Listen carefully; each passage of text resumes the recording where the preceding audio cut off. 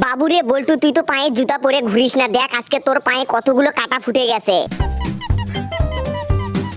তুই কি পাগল হয়ে গেছিস? এতগুলো কাটা কি হাত দিয়ে তুলতে পারবি নাকি? যা যা, তোর আম্মুকে ডেকে নেয়, না হলে কাটা কিন্তু আরো ভেতরে ঢুকে যাবে।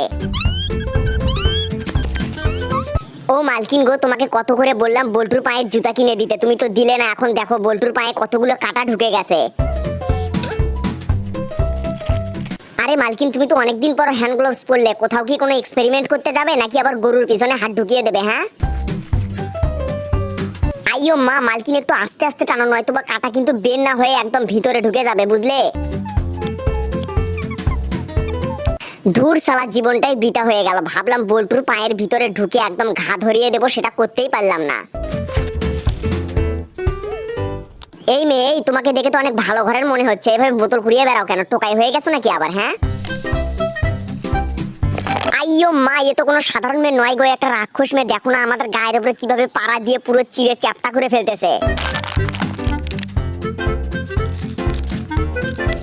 দেখো দেখো, মানুষ কতটা কিপটা হলে নিজের ছেলেকে বোতল দিয়ে জুতা বানিয়ে দেয়। এই বাবু, তোমরা ভিডিওতে লাইক করে চ্যানেলটি সাবস্ক্রাইব করে দাও, আর অবশ্যই নিজের নামটি কমেন্ট করে বলে দাও।